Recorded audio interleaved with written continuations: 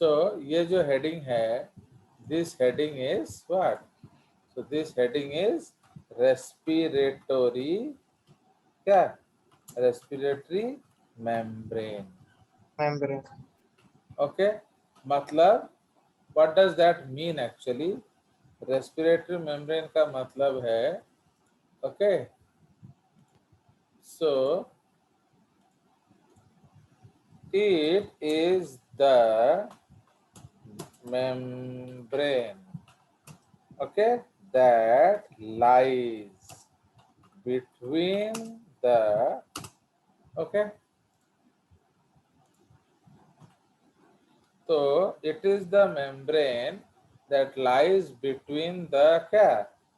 Deoxygenated, okay, deoxygenated blood in the क्या?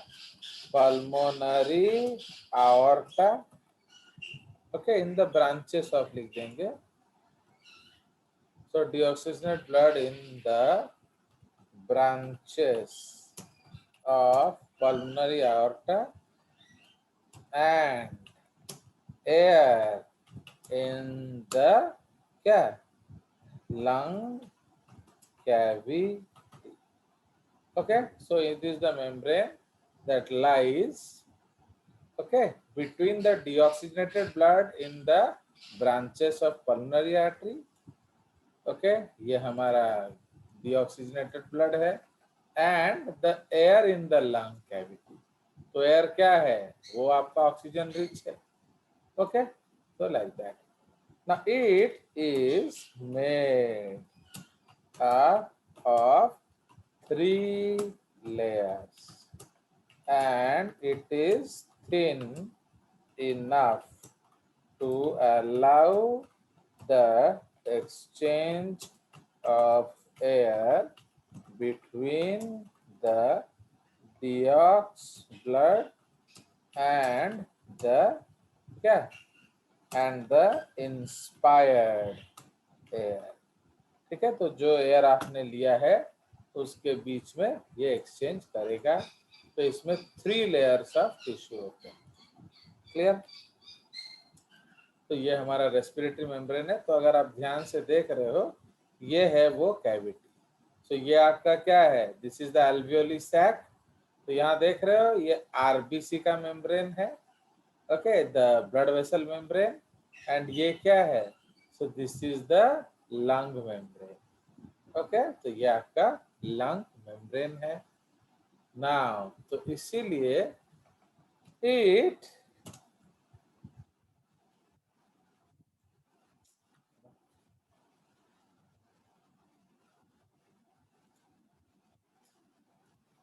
so it is made up of the following from the क्या?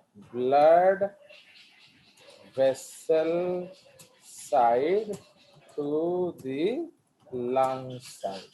अगर हम उधर से उधर देखें तो ये सारे चीज उसमें होते हैं। तो number A, so that is called क्या होगा?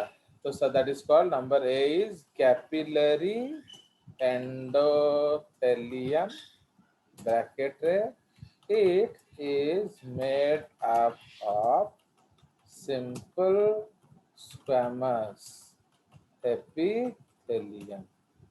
ओके, तो इसलिए आपका ये simple squamous and hence facilitates gas exchange.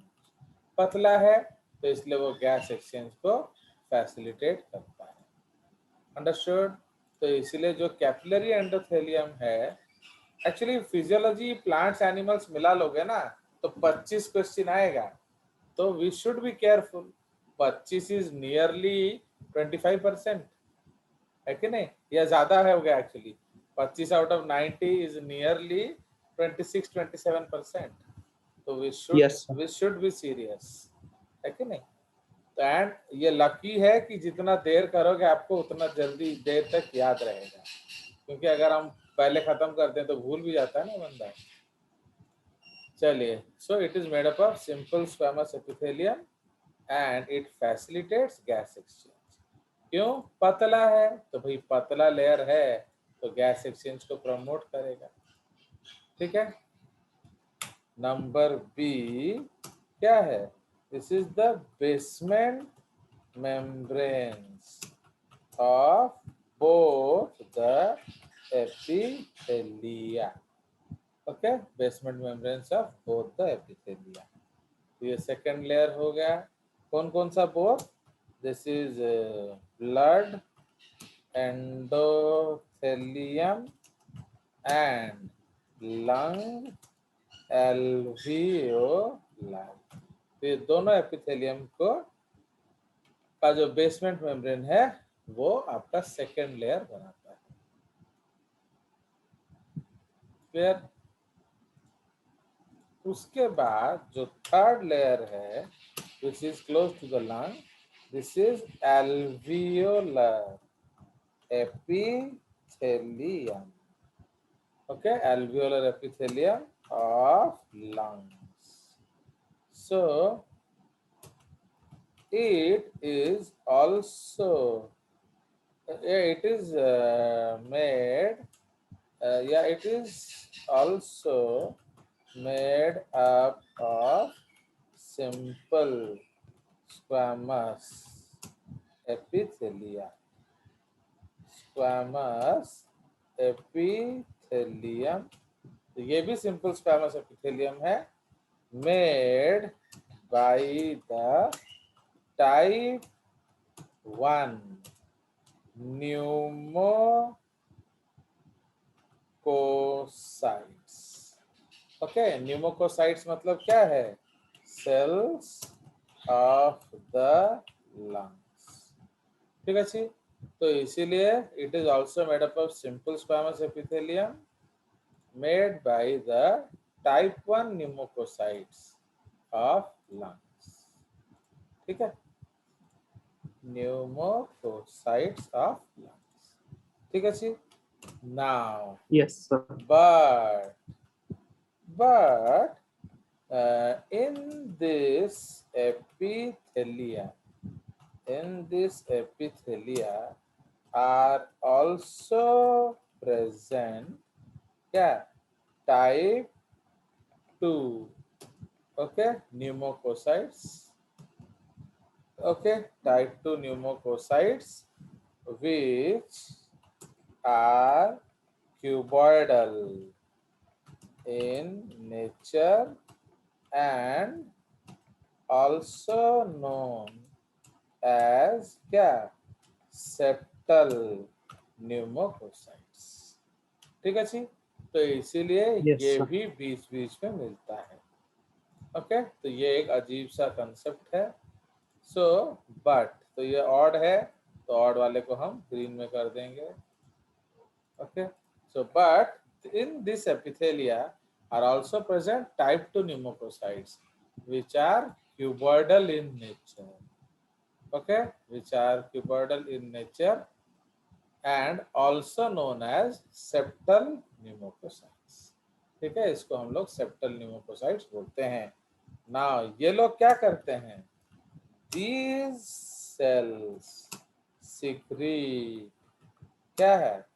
डाइपाल्मिटॉयल lecithin.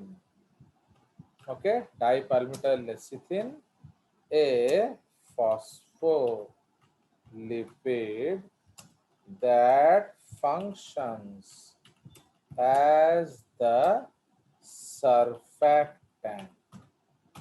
समझ रहे हो?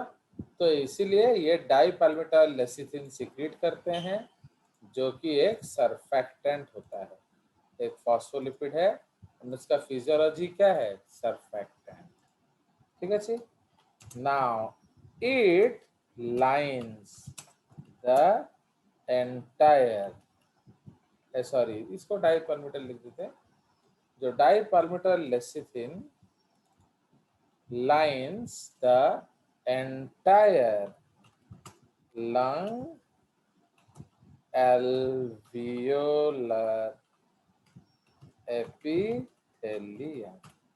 Okay, So it lines the entire lung alveolar epithelium and prevents the collapsing of the lungs after expiration.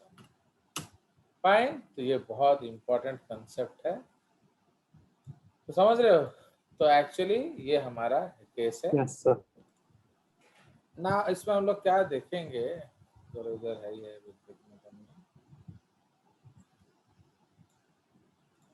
So now actually what to do?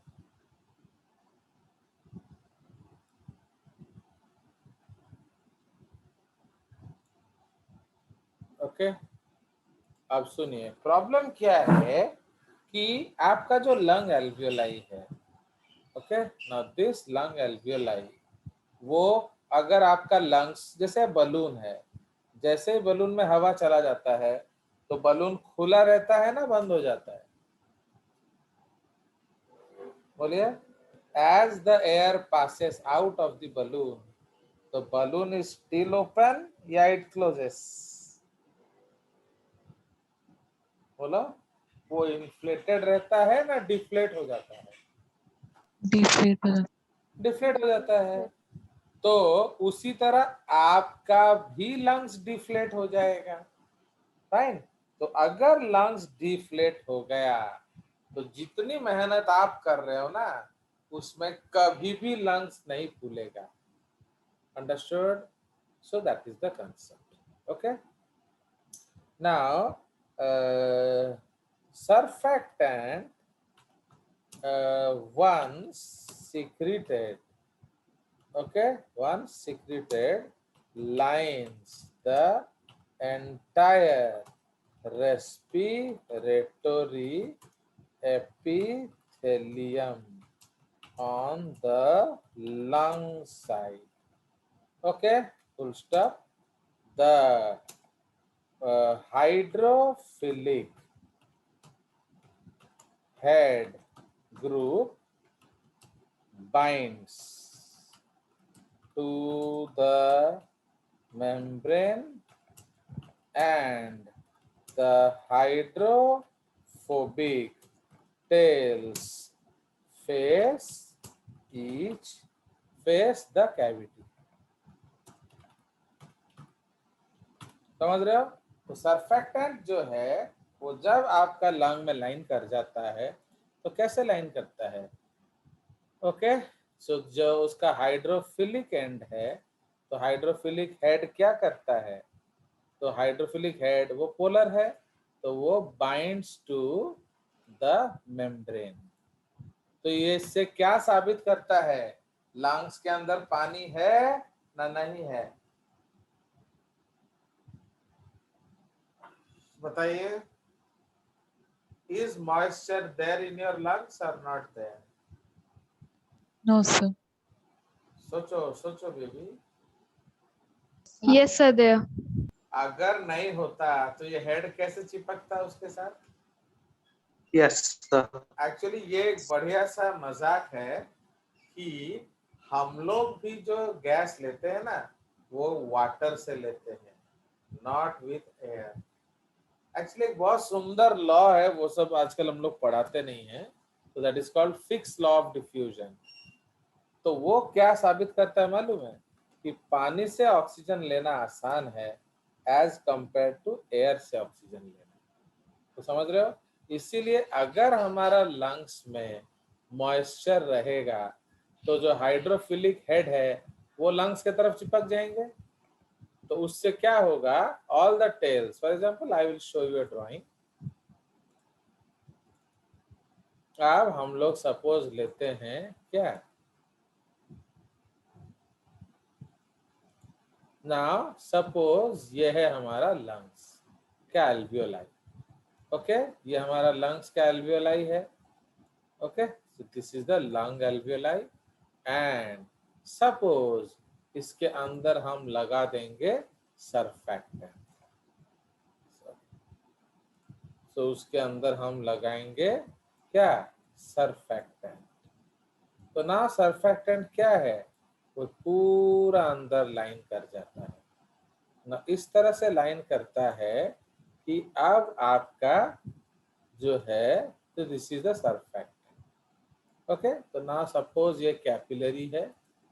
Okay, तो इसको थोड़ा हम खोल देते हैं। फाइन, तो सपोज ये कैपिलरी है, अब इसके अंदर गया, तो अब क्या होगा कि हमारा जो सरफेक्टेंट है, ओके, उसका हमारा this yellow layer is the surfactant layer. तो अब क्या होगा, सो जो हमारा पोलर हेड मॉलिक्यूल है, तो the polar head molecule will face the what, it will face the membrane. ठीक है, तो वो जो पोलर हेड मॉलिक्यूल है वो मेम्ब्रेन को फेस करेगा। क्यों फेस करेगा? Yes, sir. क्योंकि वो मॉइस्ट है। Fine, so it is moist, so इसलिए जो पोलर हेड मॉलिक्यूल है वो उसको फेस करता है। अब जैसे उसको फेस करेगा तो उसका टेल क्या होगा, उसका टेल कैविटी की अंदर के तरफ। तरफ होगा। अब यहाँ भी अगर हम लोग इसको कोलैप्स कराएं, तो इधर भी इसको बना लेते हैं लंग्स। तो सपोज ये हमारा क्या, this is the surfactant layer, है कि नहीं? तो सपोज ये सरफेक्टेंट लेयर है। ओके, एंड इसका भी थोड़ा सा हम ओपन रखते हैं। तो ये सपोज आपका लंग्स है। तो जब डिफ्लेट करेगा, जब हवा इसमें से चला जाएगा, तो क्या होगा, this is again the surfactants, है ना? तो आपका सर्फेक्टेंट सब इसके ऊपर लगा हुआ है।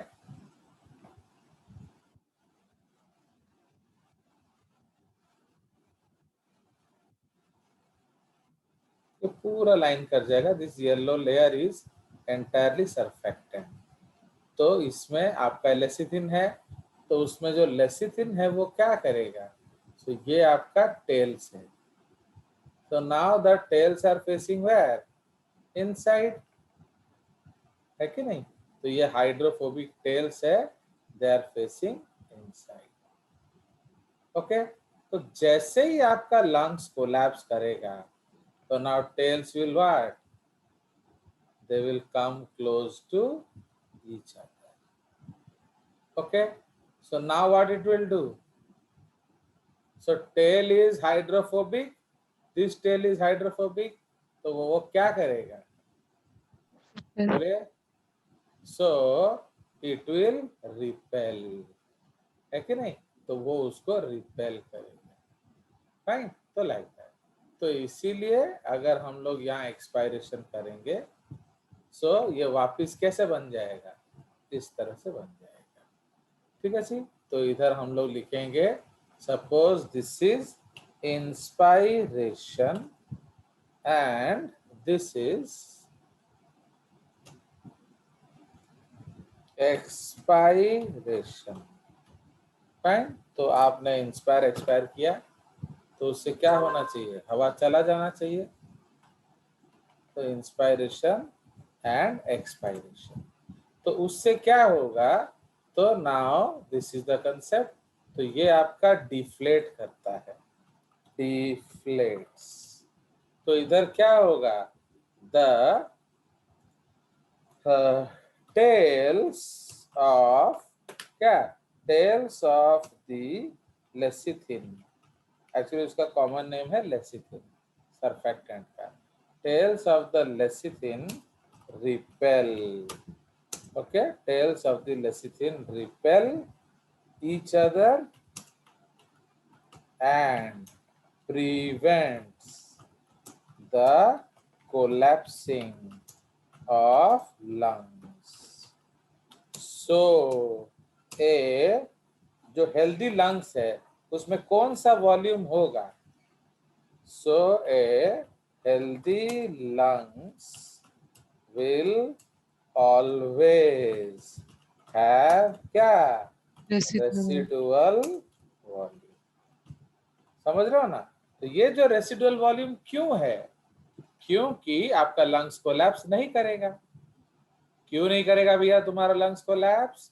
क्योंकि फॉस्फोलिपिड का जो टेल है वो आमने सामने हो जाएगा एंड वो क्या करेगा, वो फिर रिपेल कर देगा। इसका मतलब आपका लंग्स कभी कोलैप्स नहीं होगा। ओके, अगर लंग्स Yes. पूरा कोलैप्स हो जाता ना, फिर आपको बहुत जोर से ब्रीदिंग करना पड़ता है। What is happening in corona? Corona में उसका जो माने जो कंपाउंड वो बना रहा है वो इतना स्टिकी म्यूकस बना देता है कि जो कैपिलरी मेम्ब्रेन है वो एक दूसरे के साथ चिपक जाते हैं। तो why the person is having insufficiency of breath? वो क्यों सांस ढंग से नहीं ले पा रहा है? क्योंकि उसका लंग्स एक क्या पूरा डिफ्लेट हो जाता है। मतलब क्या है, अब जैसे आपका फॉस्फोलिपिड है, ये कौन सा है? इसको हाइड्रोफोबिक इंटरेक्शन कहेंगे।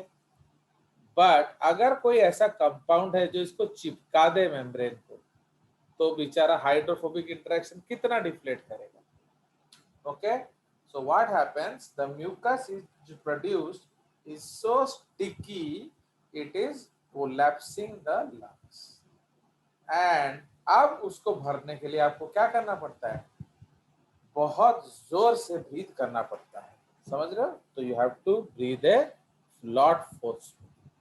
ठीक है, तो दैट इज द कंसेप्ट। तो ये नॉर्मल कंसेप्ट है जहां, तो इसलिए अब यहाँ ग्रीन पॉइंट डिस्कस करेंगे। If no lecithin, if no lecithin, okay, if no lecithin is secreted, okay, अगर नहीं होता, if no lecithin is secreted at the time of birth, okay, if no lecithin is secreted at time of birth, the child will die. Okay, वो बच्चा मर जाएगा। This is due to क्या, IRDS. So what is IRDS? Infant respiratory distress syndrome. syndrome. माने उसको बहुत uncomfortable लग रहा है, उसे सांस लेने में बहुत घुटन हो रहा है। क्यों घुटन हो रहा है? उसका लंग्स फूलता है फिर बंद हो जाता है, फूलता है फिर बंद हो जाता है।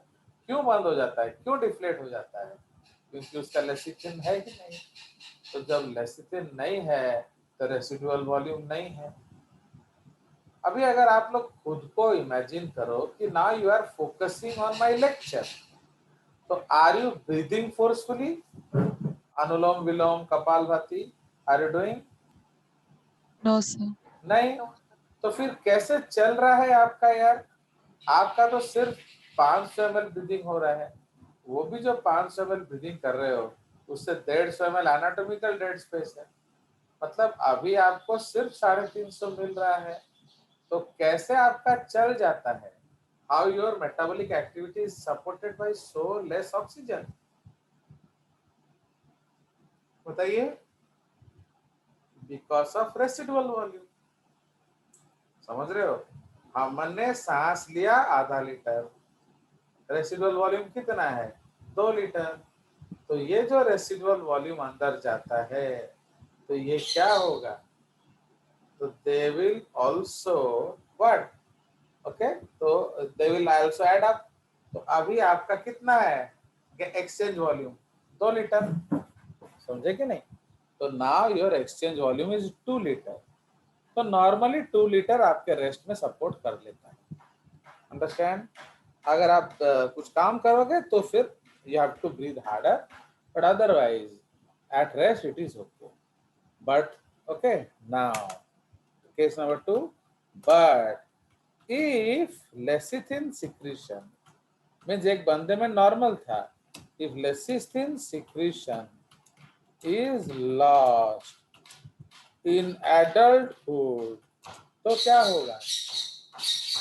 So this results in respiratory distress syndrome. Okay, so this results in respiratory distress syndrome. Sir इसमें रेसिडुअल वॉल्यूम कितना रहेगा? जीरो हो जाएगा, वेरी क्लोज टू जीरो, क्योंकि इनका लेसिथिन बन ही नहीं रहा। समझ रहे हो भाई? Yes, sir. लेसिथिन आपका धीरे धीरे कंज्यूम भी तो होगा ना, जैसे हमारा म्यूकस बाहर निकल आता है उसको भी बॉडी निकालता रहेगा, तो इसलिए आपको बार बार सिक्रीट करना पड़ेगा। तो इसलिए टाइप 2 न्यूमोकोसाइट्स क्या करते हैं, वो बार बार लेसिथिन सिक्रीट करते हैं। अंडरस्टूड? बट अगर आपका सिक्रीशन बंद हो गया तो उसको कहते हैं, अब आपका वॉल्यूम कितना हो जाएगा, रेसिडुअल वॉल्यूम मिनिमम हो जाएगा।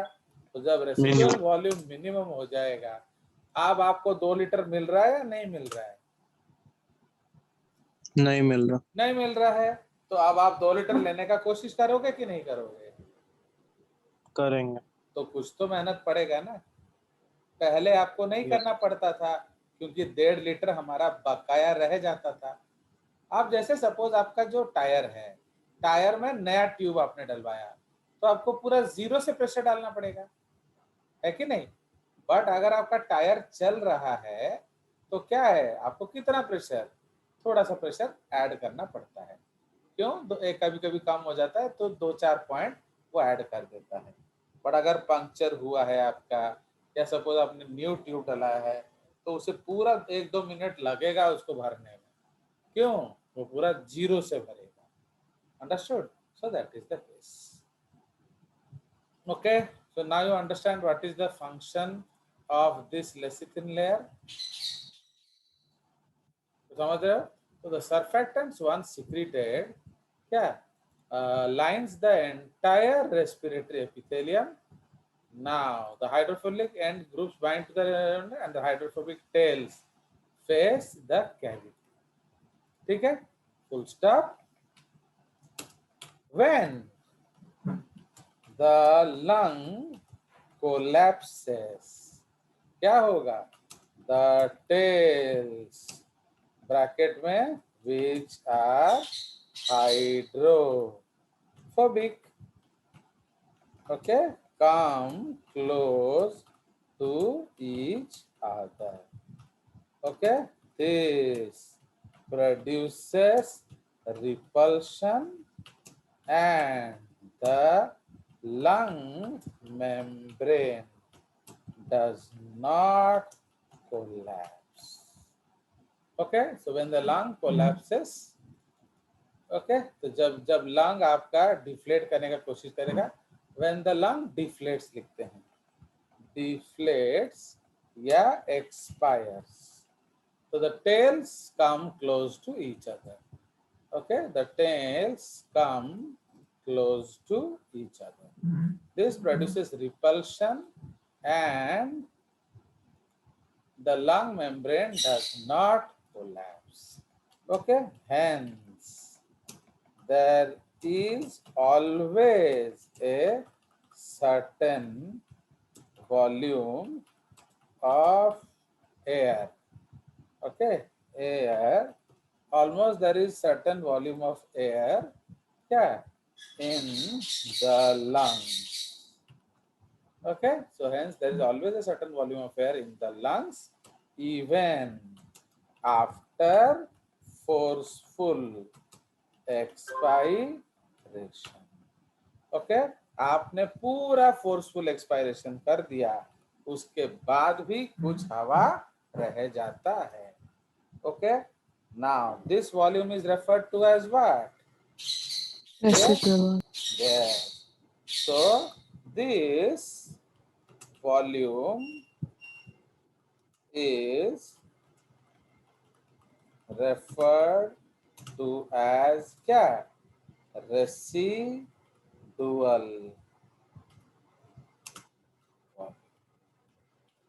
ओके, तो रेसिडुअल volume. तो अब ग्रीन पॉइंट हम लोग क्या लिखेंगे? तो इन केस ऑफ IRDS,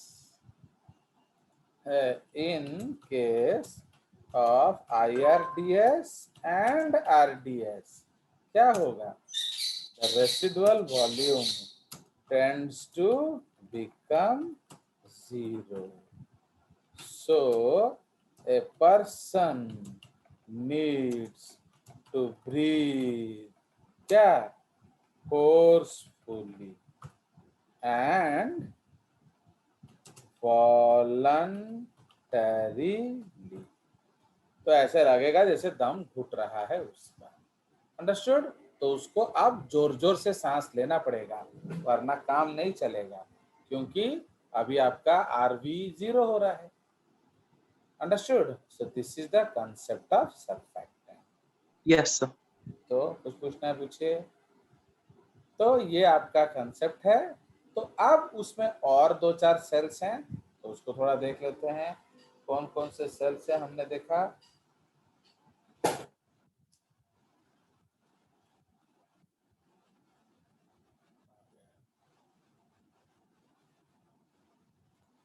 अब यहाँ देखिए और कौन कौन से सेल्स हैं।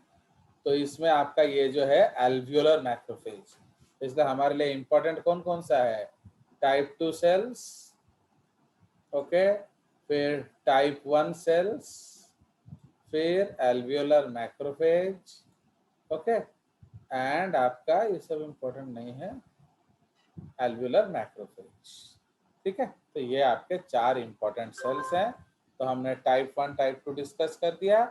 टाइप 3 जो है दैट इज योर क्या, एल्वियोलर मैक्रोफेज, जो थर्ड सेल है, तो उसके बारे में हम डिस्कस करेंगे। 1 2 3, तो ये जो स्ट्रक्चर है उसको हम सर ये कहते हैं, इलास्टिक फाइबर्स ही कॉन्ट्रैक्शन में भी हेल्प करेंगे? हाँ, इलास्टिक फाइबर ही तो इलास्टिसिटी देता है ना आपका। समझ रहे हो कि नहीं? आपका कनेक्ट कोलाजन जो है, कोलाजन